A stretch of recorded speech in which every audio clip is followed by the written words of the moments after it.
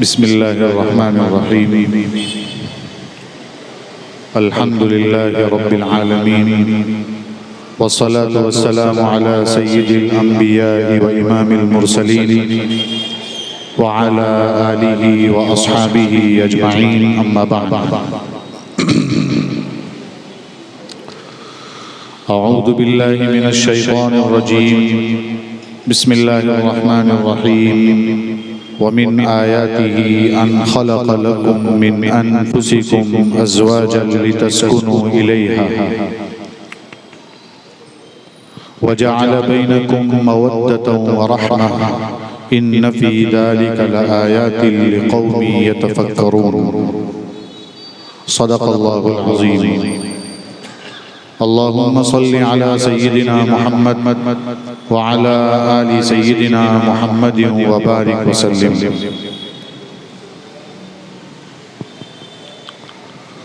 बुजुर्गों और दीनी भाइयों,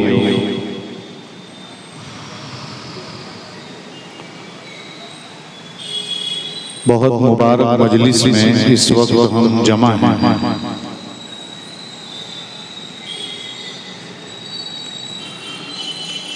निकाह नबी करीम सल्लल्लाहु ताला अलैहि वसल्लम की सुन्नत है, बल्कि तमाम अंबिया की सुन्नत है।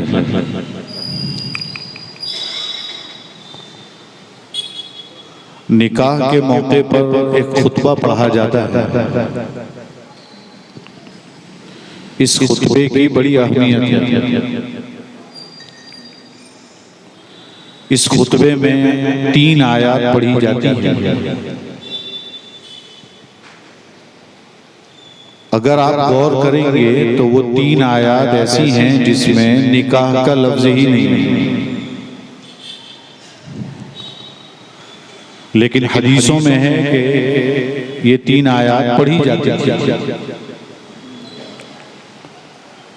खुतबे निकाह में इन 3 आयात में तक़वे का हुक्म दिया गया है। यानी आप तीनों आयात में गौर करेंगे तो मिलेगा कि अल्लाह ताला से डरो। एक आयत तो सूरह निसा की पढ़ी जाती है, या अय्युहन्नासु तक़ू रब्बकुमुल्लज़ी खलक़कुम मिन नफ्सिन वाहिदा। या अय्युहन्नास कहा, या अय्युहल अरब नहीं कहा। लोग कहते हैं कुरान जो है सिर्फ अरब के लिए उतरा है। अन्नास कहकर कुरान ने कहा सबके लिए उतरा है। या अय्युहन्नास इत्तक़ू रब्बकुमुल्लज़ी खलक़कुम मिन नफ्सिन वाहिदा। तुम अपने उस रब से डरो जिसने तुमको एक जान से पैदा किया है। वख़लक़ मिन्हा ज़ौजहा वबस्स मिन्हुमा रिजालन कसीरन व निसाअ। हज़रत आदम अलैहिस्सलातु वस्सलाम से हज़रत हव्वा अलैहिस्सलाम को पैदा किया, फिर पूरी ज़ुर्रियत को अल्लाह ताला ने फैलाया, फिर वापस आया वत्तक़ुल्लाहल्लज़ी तसाअलून बिही वल अरहाम। फिर अल्लाह से डरने का हुक्म है। इस आयत में भी तक़वे का हुक्म है। दूसरी आयत है या अय्युहल्लज़ीना आमनुत्तक़ुल्लाह वक़ूलू क़ौलन सदीदा। गौर करेंगे इस आयत में तो यहाँ भी यही है कि ईमान वालों अल्लाह से डरो, दुरुस्त बात करो। क्या मतलब दुरुस्त बात करने का? यानी आपस के रिश्ते में सच्चाई रहनी चाहिए, ताल्लुकात में झूठ नहीं बोलना चाहिए, वरना लड़ाइयां खड़ी होगी। युस्लिह लकुम अमालकुम व यग़फिर लकुम ज़ुनूबकुम। अल्लाह ताला तुम्हारे अमाल को दुरुस्त करेगा और तुम्हारे गुनाहों को माफ कर देगा। और फिर कुरान ने एक कायदा बयान किया, वमन युतिइल्लाह व रसूलहु फ़क़द फ़ाज़ फ़ौज़न अज़ीमा, कि जो भी शख्स अल्लाह और उसके रसूल की इताअत करता है वो बड़ी कामयाबी हासिल करता है। इसी तरीके से तीसरी आयत, या अय्युहल्लज़ीना आमनुत्तकुल्लाह हक़्क़ तुक़ातिह।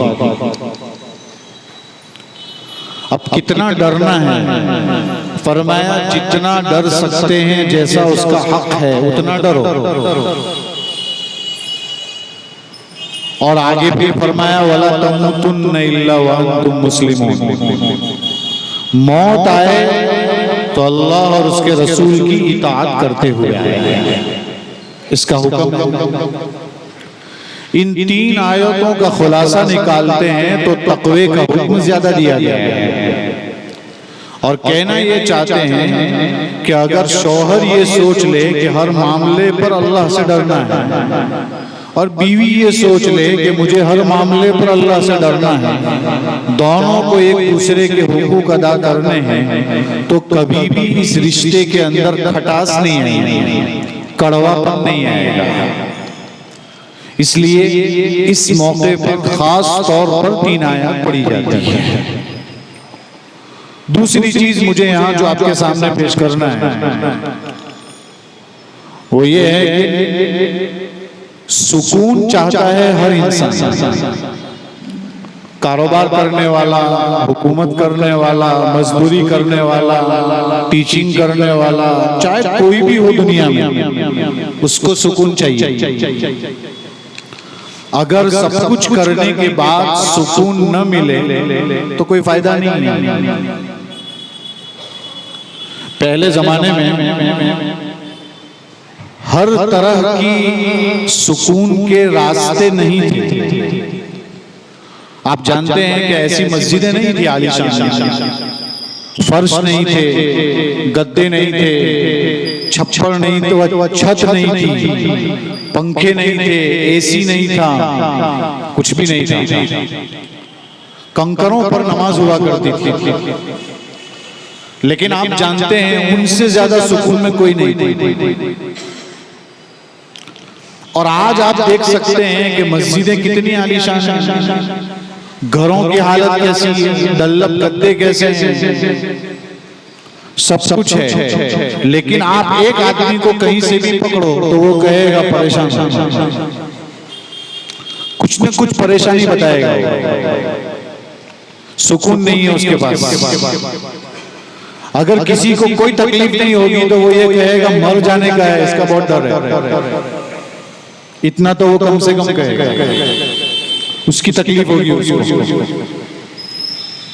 यहाँ असबाब सब मौजूद हैं लेकिन सुकून नहीं है। वहां असबाब थे ही नहीं फिर भी सुकून है। आखिर इसमें डिफरेंस क्यों है? वजह क्या है? एक ही वजह है, वो लोग अल्लाह और उसके रसूल की इताअत करने में बिल्कुल पीछे नहीं होते थे, इस वजह से सुकून है। और हम लोग गलियां निकालते हैं, इधर उधर के रास्ते निकालते हैं, एक दिन नमाज पढ़ी, एक दिन नहीं पढ़ी, किसी दिन कुरान खोला, किसी दिन नहीं खोला, तिलावत की नहीं की, और चाहते हैं ऐसा सुकून जैसे पहलों को मिलता था।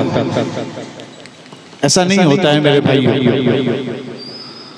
कुरान की तिलावत करने से ही सुकून मिलेगा, करके देखें आप। मसला ये है कि अब ये पूछते नहीं है कि भाई आपने कब कुरान पढ़ा था, अब ये पूछा जा जाए कब कुरान देखा था। ऐसे हालात आ गए, कुरान देखने तक की भी तौफीक नहीं होती। और फितनों का दौर है, बारिश के कतरों की तरफ इतने बरसते हैं। मुफ्ती शफी साहब रहमतुल्लाहि अलैहि फरमाते हैं कि जिस घर में कुरान की तिलावत होती होगी उस घर में कभी फितना दाखिल नहीं होगा। अब अंदाज लगा सकते हैं कि कुरान की तिलावत की कितनी अहमियत है, लेकिन हमने उसको कुछ समझा नहीं अभी। ऐसे ही मेरे भाइयों, सुकून की तलाश में हर शख्स रहता है लेकिन सुकून मिल नहीं रहा। क्यों नहीं मिल रहा है? इताअत न होने की वजह से। असबाब में सुकून नहीं है, अल्लाह की इताअत में सुकून है, नबी की फरमाबरदारी में सुकून है। इसलिए बाजार से नींद नहीं आ रही है उसकी गोली तो मिल सकती है, लेकिन नींद लाएगा कौन? अल्लाह ताला। गोली खाने के बाद भी नींद नहीं आएगी तो क्या करेगा? मालूम हुआ गोली बाजार में बिकती है, शिफा बाजार में नहीं बिकती। डल्लब गद्दे पर सो रहा है, एसी है, पंखा है, बेहतरीन रूम है, चारों तरफ से हवा है, बिल्कुल हिल स्टेशन पर है, लेकिन फिर भी सुकून नहीं मिल रहा है। इसलिए कि सुकून देने वाली जात अल्लाह, वो देगा तो सुकून मिलेगा, वरना नहीं मिलेगा। आइए जानते हैं शरीयत ने सुकून कितनी चीजों में बताया है। फरमाया 3 चीजों में सुकून है। सबसे पहली चीज तो यह है कि रात को अल्लाह ताला ने सुकून वाली बनाया। कुरान में है वजअलनल लैला सकना, रात को सुकून वाली बनाया अल्लाह ताला ने। इसलिए आप सिर्फ गौर करें, रात न होती तो कैसे क्या काम होता, कैसे होता? एक इंसान रात में सोए और एक दिन में सोए, बहुत फर्क है। रात की बड़ी अहमियत है और रात ही में सुकून मिलता है। रात को अल्लाह ताला ने सुकून वाली बनाया है और दिन को तिजारत के लिए, कस्बे माश के लिए बनाया है। इसी तरीके से सुकून किसमें है? फरमाया शौहर और बीवी के रिश्ते में कोई खटास न हो तो बीवी को अल्लाह ने सुकून का जरिया बनाया। कुरान की आयत मैंने पढ़ी थी खुतबे में अभी, वमिन आयातिही अन खलक़ लकुम मिन अनफुसिकुम अज़वाजन लितस्कुनू इलैहा। सुकून वही मिलेगा। अगर किसी को बीवी के पास आकर सुकून नहीं मिलता तो दुनिया में बाहर निकलकर सुकून नहीं मिलने वाला है। कितने भी चक्कर लगा ले, लोग सुकून के लिए पता नहीं कहां कहां जाते हैं, कैसे कैसे लंबे सफर करते हैं और फिर वापस आते हैं तो पता चलता है कि झगड़ा हुआ और घर आ गया वापस। सुकून तो मिला नहीं, झगड़ा ही हो गया वहां। मेरे भाइयों, आजकल शौहर जो है बीवी को वक्त नहीं देता है, जाता ही नहीं है उसके पास, बैठता ही नहीं है, सुबह शाम भी नहीं, रात में भी नहीं। तो फिर शौहर को सुकून कैसे मिलेगा और फिर बीवी का हाल क्या होगा? इसलिए सुकून मिलेगा बीवी के पास, ये कुरान ने कहा है। और कुरान से सच्ची कोई किताब नहीं और अल्लाह से सच्चा किसी का कलाम नहीं। इसलिए इस पर हमें यकीन रखना पड़ेगा। और तीसरी चीज जिसमें सुकून है, जिसको कुरान करीम में एक जगह फरमाया वमन अअरद अन ज़िक्री फ़इन्न लहू मईशतन ज़न्का। फरमाया जो मेरे जिक्र से एराज करेगा अल्लाह ताला उसकी जिंदगी को तंग करके रख देंगे। जिक्र से मुराद क्या है? अक्सर लोग तो कहते हैं तस्बीह पढ़ना, वजीफे पढ़ना, दुरूद शरीफ पढ़ना, बिल्कुल उसमें भी सुकून है। लेकिन कारी तय्यब साहब रहमतुल्लाहि अलैहि फरमाते हैं कि यहाँ पर जिक्र से मुराद कुरान है। जैसे एक जगह पर है इन्ना नहनु नज़्ज़लना ज़िक्र, यहाँ जिक्र से मुराद कुरान है, ऐसे ही यहाँ भी जिक्री से मुराद कुरान है। यानी कुरान से दूर होगा, शरीयत से दूर होगा तो फिर अल्लाह ताला उसकी जिंदगी में चैन नहीं लाएंगे, तंगी डाल देंगे। इसीलिए कुरान में एक जगह है अला बिज़िक्रिल्लाहि तत्मइन्नुल कुलूब, दिलों को इत्मीनान नसीब होता है अल्लाह के जिक्र से। तो कुरान करीम की तिलावत, शरीयत पर पूरा अमल, उसके जरिए से सुकून मिलेगा। ये तीसरी चीज है जिसमें सुकून है। पूरी शरीयत पर अमल करेंगे तभी सुकून मिलने वाला है। शरीयत पर अमल नहीं करेंगे तो चैन छिन जाएगा, तंगियां आएगी, परेशानियां आएगी, राहत नहीं होगी। इसीलिए इमाम राजी रहमतुल्लाहि अलैहि ने लिखा है कि जब कुरान करीम शुरू करता है इंसान मुसलमान तो सबसे पहले आऊज़ु बिल्लाहि मिनश शैतानिर रजीम पढ़ता है। शैतान से दूर होने की बात हो रही है और अल्लाह की गोद में जाने की बात हो रही है। इंसान को माँ की गोद में सुकून मिलता है। यहाँ पर जैसे ही बिस्मिल्लाहिर्रहमानिर्रहीम पढ़ के कुरान शुरू करता है तो उसको धीरे धीरे उसके ऊपर रहमतें बरसना शुरू होती हैं। एक मुफस्सिर ने बड़ी अजीब बात लिखी कि आदम अलैहिस्सलातु वस्सलाम को अल्लाह ताला ने जब बना दिया तो आदम अलैहिस्सलातु वस्सलाम परेशान थे, सुकून उनका छिन गया था, परेशान हो रहे थे। तो फरमाया कि अल्लाह ताला ने हजरत हव्वा अलैहिस्सलाम को बनाया और फरमाया अब दोनों जाकर जन्नत में रहो, उस्कुन अंत व ज़ौजुकल जन्नत। ये फरमाया। यहाँ पर देखिए उस्कुन कहा है, अकीम नहीं कहा। अरबी ग्रामर के हिसाब से यहाँ अकीम भी कह सकते थे, लेकिन कुरान ने लफ्ज़ उस्कुन इस्तेमाल किया और फरमाया जब दोनों साथ में रहेंगे तभी सुकून मिलेगा। जन्नत में भी बीवी के बगैर सुकून नहीं मिलेगा, जन्नत भी अधूरी है बगैर बीवी के। इसीलिए उस्कुन अंत व ज़ौजुकल जन्नत कहा। इंसान को भूख लगती है तो अल्लाह ने खुराक बन दिया, इंसान को प्यास लगती है तो अल्लाह ने पानी का इंतजाम किया। फरमाया जिनसी मसाइल पैदा होंगे, ख्वाहिशात के मसाइल पैदा होंगे तो अल्लाह ताला ने बीवी वाला रिश्ता रखा, हलाल रिश्ता रखा। बहरहाल सुकून इन्हीं चीजों में मिलने वाला है।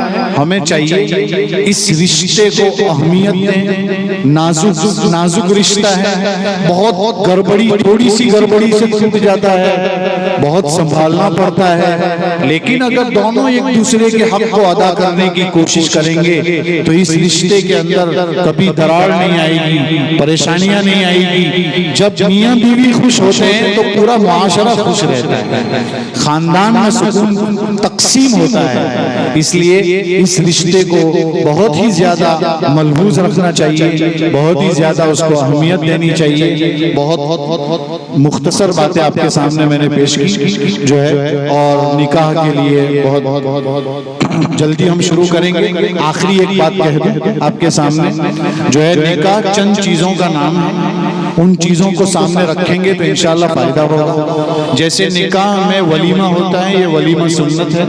निकाह में छुहारे लुटाए जाते हैं, ये भी सुन्नत है। और निकाह में जो है छुहारे जो लुटाना है, ये लुटाने की जो सुन्नत है, ये मस्जिद के अंदर मुफ्ती सईद साहब पालनपुरी रहमतुल्लाह अलैह फरमाते हैं कि मस्जिद में न लुटाए जाएं, इसलिए कि सुन्नत पर अमल करने में फर्ज बहुत हो सकता है, यानी अल्लाह के घर का एहतराम बहुत हो सकता है, इसलिए उसको बाहर लुटाना चाहिए। अगर मस्जिद में देना हो तो फिर क्या करना चाहिए, तकसीम कर देना चाहिए। ये मुफ्ती सईद साहब पालनपुरी रहमतुल्लाह अलैह फरमाते हैं। निकाह में खुतबा पढ़ा जाता है, इस खुतबे को सुनना वाजिब है। और याद रहे, जैसे जुमा के खुतबे में खामोशी इख्तियार करने को कहा जाता है, निकाह के खुतबे में भी खामोश रहना है, इधर उधर नहीं कुछ करना है, बातें नहीं करनी है। वलीमा करना सुन्नत है, लेकिन याद रहना चाहिए वलीमे के लिए कर्जा वर्जा नहीं लेना है कि मेरी नाक कट जाएगी, इतने पैसे तो खिलाने ही पड़ेंगे, इतना तो खिलाना ही पड़ेगा। ऐसा कुछ नहीं है मेरे भाइयों। छोटे से छोटा वलीमा भी अल्लाह के रसूल ने किया है, और बड़े से बड़ा वलीमा भी अल्लाह के रसूल ने किया है। हमारा काम यह है, हम अपनी हैसियत को मलहूज रखकर आसान से आसान वलीमा करें, कोई मुश्किल न पेश आनी चाहिए। और मेहर दिया जाता है। मेहर में हमारे यहाँ लोग पूछते हैं कि 3,726 रुपए दे तो मौलाना चले कि ना चले? चले तो बहुत कुछ चले, लेकिन खिला रहा है 2 लाख रुपए, 1 लाख रुपए का खाना खिला रहा है और मेहर 3-4 हजार रुपए दे रहा है। ताज्जुब की बात है। 10-10 हजार रुपये अगर मेहर ना हो तो मौलाना शेर अली साहब रहमतुल्लाह अलैह हमारे उस्ताद थे, वो निकाह ही नहीं पढ़ाते थे, ना कह देते थे कि 10,000 मेहर नहीं है, निकाह नहीं पढ़ाऊंगा। क्यों? इसलिए कि मेहर की एक अहमियत है, मेहर वाजिब है। और इतना कम भी नहीं देना है कि लोग कहें कि क्या दिया है, और इतना ज्यादा भी नहीं देना है कि किसी के लिए बोझ बन जाए, इतना ज्यादा भी नहीं। अगर आपको सुन्नत मेहर मुख्तसर बताऊं तो अल्लाह के रसूल सल्लल्लाहु ताला अलैहि वसल्लम के अज़वाज के जो मेहर थे बीवियों के, और हजरत फातिमा का जो महर था रज़ियल्लाहु अन्हा का, वो आज के जमाने के हिसाब से 1.5 लाख रुपए होता है। 1.5 लाख रुपये, 1531 ग्राम चांदी। और मुफ्ती अब्दुल रहीम साहब लाजपुरी रहमतुल्लाह अलैह ने तो 15 नहीं बल्कि 1 किलो 750 ग्राम लिखा है। अब अंदाजा लगा सकते हैं 1.5 लाख। हमारे यहाँ बहुत कम लोग इस तरह का मेहर देते हैं। इससे बड़ा मेहर भी है और उससे बड़ा मेहर भी है। इससे बड़ा मेहर हजरत उम्मे हबीबा रदी अल्लाह ताला अन्हा का है। नजाशी ने जो निकाह करवाया था उम्मे हबीबा रदी अल्लाह ताला अन्हा का, उसका मेहर अगर आज के हिसाब से गिनने जाएंगे तो 14-15 लाख रुपए होगा। अंदाज लगाएं कितना बड़ा मेहर था वो। आज के हिसाब से 4000 दिरहम उस जमाने का मेहर, वो आज के हिसाब से इतना होता है। और हजरत उमर रदी अल्लाह ताला अन्हु की शादी हजरत अली रदी अल्लाह ताला अन्हु की बेटी उम्मे कुलसुम से हुई थी।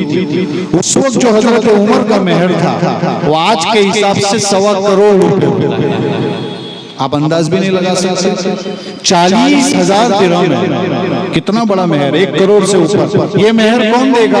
वो जो करोड़पति होगा ना वो देगा ये मेहर। वो 10-15 हजार में छूट नहीं जाएगा, उसको इतना बड़ा मेहर देना चाहिए। और सबसे कम मेहर जो है वो हजरत उम्मे सलमा रदी अल्लाह ताला अन्हा का था, वो 10 दिरहम है, यानी आज के हिसाब से 3,500 रुपए। इतना तो होना ही चाहिए। अगर इतना भी मेहर ना हो तो कोई मतलब ही नहीं है। ये कौन देगा 3,500-4 हजार रुपये? वो ठेले वाले, वो रिक्शा वाले, जिनकी रोजाना की कमाई इसी पर होती है बेचारों की। अगर एक दिन उनका रिक्शा बंद हो जाए तो 2 दिन के बाद उनको मांगना पड़ेगा, पैसे नहीं होंगे। ऐसे लोगों के लिए कम से कम मेहर है, वरना ज्यादा से ज्यादा मेहर देना चाहिए मेरे भाइयों। इसमें भी हमारे यहाँ बहुत गफलत है। और वकील जो है आम तौर पर हमारे यहाँ गैर महरम होता है। कोशिश करनी चाहिए महरम वकील हो, और लड़की का बाप जब मौजूद हो वही वकील होना चाहिए, उससे अच्छा वकील कोई नहीं। इसमें भी हमारे मुआशरे में गफलत है कि इधर उधर किसी को वकील बनाते हैं। आवाज का मसला रहता है, जाना पड़ता है, गैर महरम लड़कियों के बीच में जाना पड़ता है, पूछना पड़ता है, फिर आते हैं। एक अजीब सी रस्म है, इसमें भी ख्याल रखना चाहिए। बाप है, भाई है, उससे अच्छा कोई वकील नहीं हो सकता। इसलिए इसकी भी फिक्र करनी चाहिए, इसकी तरफ तवज्जो करनी चाहिए। ये चंद चीजें मैंने आपके सामने पेश की। अल्लाह ताला हमको, सबको, मुझे, पूरी उम्मत मुस्लिमा को अमल करने की तौफीक अता फरमाए, होने वाले निकाह को बाबरकत बनाए।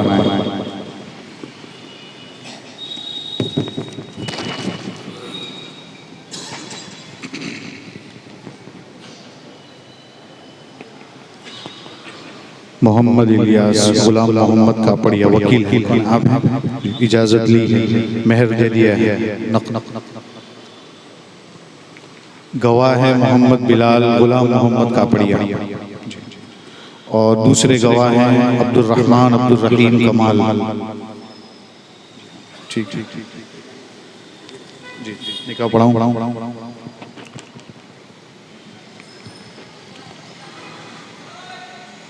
बिस्मिल्लाहिर्रहमानिर्रहीम।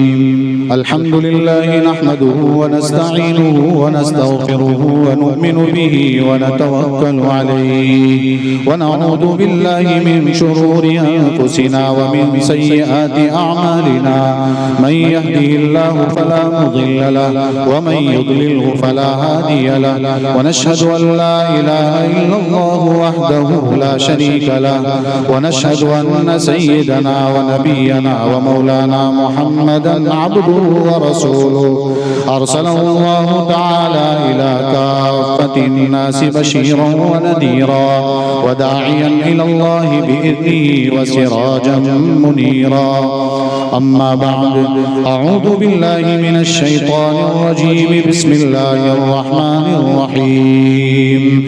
या अय्युहल्लज़ीना आमनुत्तक़ुल्लाहा व क़ूलू क़ौलन सदीदा युस्लिह लकुम अअमालकुम व यग़फिर लकुम ज़ुनूबकुम व मन युतिइल्लाह व रसूलहु फ़क़द फ़ाज़ फ़ौज़न अज़ीमा।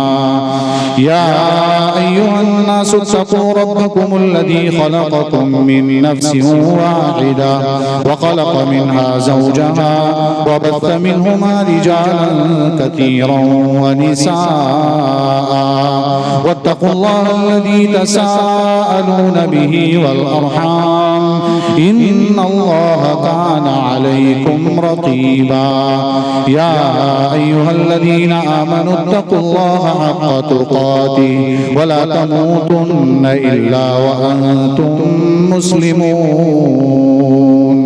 सदक़ल्लाहुल अज़ीम। वक़ाल नबी सल्लल्लाहु अलैहि वसल्लम या माशरश शबाब मन इस्तताअ मिनकुमुल बाअत फल्यतज़व्वज फ़इन्नहु अग़द्दु लिलबसरि व अहसनु लिलफ़र्ज व मन लम यस्तति' फ़अलैहि बिस्सौम फ़इन्नहु लहू विजाअ। वक़ाल नबी सल्लल्लाहु अलैहि वसल्लम हुब्बिब इलय्य मिन दुनियाकुम अन्निसाअ والطيب وجعلت قرة عيني في الصلاة। وقال النبي صلى الله عليه وسلم النكاح من سنتي فمن لم يعمل بسنتي فليس مني صدق رسوله النبي الأمي الكريم ونحن على ذلك لمن الشاهدين والشاكرين والحمد لله رب العالمين। जी तो मोहम्मद इलियास साहब आपने अपनी वकालत से दोनों गवाहों की गवाही से 15,000 रुपए नक़द महर के एवज़ मसीरा मोहम्मद इलियास कापड़िया की ज़ात को मोहम्मद ज़ैद मोहम्मद इरफान के अक़द में दिया बीवी बना। जी तो मोहम्मद ज़ैद साहब जो वकील ने अपनी वकालत से गवाहों ने अपनी गवाही से हाज़रीन मजलिस की मौजूदगी में 15,000 रुपए नक़द महर के एवज़ मसीरा मोहम्मद इलियास कापड़िया की ज़ात को आपके अक़द में बीवी बना कर दिया। क्या आपने उसे बीवी बनाकर कबूल किया? कहो नकाहतुहा व क़बिलतुहा। बारकल्लाहु लकुम व अलैकुम व जमअ बैनकुम फ़िल खैर। सुब्हानकल्लाहुम्मा व बिहम्दिका व तबारक अस्मुका व तआला जद्दुका व ला इलाहा गैरुक। अल्लाहुम्मा सल्लि अला सय्यिदिना मुहम्मदिन व अला आलि सय्यिदिना मुहम्मदिन व बारिक व सल्लिम।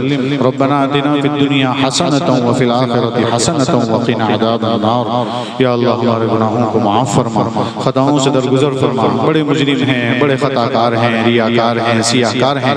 या अल्लाह ज़िंदगी का अक्सर व बेशतर हिस्सा तेरी नाफरमानियों में गुजार दिया है। या अल्लाह तेरे दरबार में बैठे हुए हैं, नबी करीम सल्लल्लाहु ताला अलैहि वसल्लम की एक अजीम सुन्नत को जिंदा करने के लिए जमा है। या अल्लाह इस बाबरकत मजलिस के बदले में हम सब की मग़फ़िरत फरमा। या अल्लाह इस बाबरकत मजलिस के एवज़ हम सब की मग़फ़िरत फरमा। या अल्लाह होने वाले निकाह को बेइंतहा कबूल फरमा, बाबरकत बना, खैर का जरिया बना, रहमत का जरिया बना, शुरूर और फितन से हिफाजत का जरिया बना। या अल्लाह ज़ौजैन में बहुत ज़्यादा मोहब्बतें नाज़िल फरमा।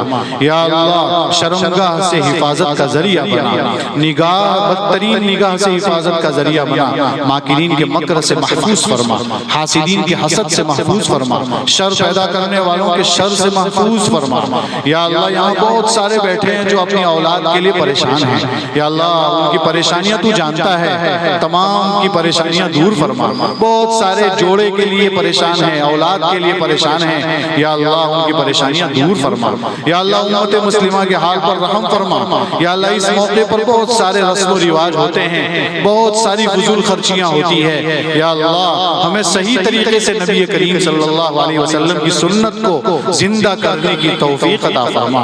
या अल्लाह दोनों के दरमियान ऐसी मोहब्बत कायम फरमा जैसी आप सल्लल्लाहु अलैहि वसल्लम और हजरत खदीजा के दरमियान थी। या अल्लाह दोनों के दरमियान ऐसी उल्फत कायम फरमा जैसी आप सल्लल्लाहु ताला अलैहि वसल्लम और हजरत आयशा रज़ियल्लाहु ताला अन्हा के दरमियान थी। या अल्लाह दोनों के दरमियान ऐसी मोहब्बत कायम फरमा जैसी हजरत आदम और हजरत हव्वा, हजरत मूसा और हजरत सफूरा अलैहिस्सलाम के दरमियान थी। या अल्लाह हर तरह की परेशानियां दूर फरमा। या अल्लाह गज़्ज़ा के मुसलमानों की हिफाजत फरमा, लबनान के मुसलमानों की हिफाजत फरमा, फ़लस्तीन के मुसलमानों की हिफाजत फरमा। या अल्लाह तेरे दरबार में बैठे हुए हैं, बहुत परेशानियां हैं, बहुत कुर्बानियां दे रहे हैं। या अल्लाह उनकी शहादतों को कबूल फरमा। या अल्लाह हमारे गुनाहों की वजह से उनको आजमाइश में मुब्तला न फरमा, हमारे गुनाहों की वजह से हमें महरूम न फरमा। हरमैन शरीफैन की हिफाजत फरमा, मस्जिद अक़सा की हिफाजत फरमा, मसाजिद की मराकिज़ की खानकाहों की हिफाजत फरमा, मकातिब दीनिया की हिफाजत फरमा, दीनी शौबों की हिफाजत फरमा, तेरे रास्ते में चलने वालों की पूरी हिफाजत फरमा। या अल्लाह इस मजमे में बहुत सारे बैठे हुए हैं जो अपनी अपनी तमन्नाएं लेकर बैठे हैं। या अल्लाह उनकी जायज़ तमन्नाओं को पूरा फरमा। या अल्लाह जो जहाँ जिस तरीके से परेशान हाल हो उसके माल की, इज्जत की, आबरू की, औलाद की पूरी हिफाजत फरमा। या अल्लाह हम चाहें न चाहें पेशानी के बाल पकड़ पकड़ कर तेरे दरबार में पहुंचा दे, नमाजों का पाबंद बना दे। तेरे खलील ने दुआ की थी, रब्बी जाअलनी मुक़ीमस्सलाति व मिन ज़ुर्रियती। हम सब भी तुझसे यही दुआ करते हैं, हमें और हमारी औलाद को नमाजों का पाबंद बना दे। हम चाहते बहुत हैं या अल्लाह, नफ्स हम पर गालिब आ जाता है, शैतान हम पर गालिब आ जाता है, या अल्लाह उसके खिलाफ हमें मुदाफ़ात नसीब फरमा, या अल्लाह उसके खिलाफ गलबा नसीब फरमा, या अल्लाह इस पूरे मजमे की मग़फ़िरत फरमा, उम्मत के एक एक फर्द की मग़फ़िरत फरमा। और ये दुआएं अपने फज़्ल करम हबीब पाक सल्लल्लाहु तआला अलैहि वसल्लम की बरकत से मंजूर फरमा, बिरहमतिक या अरहम।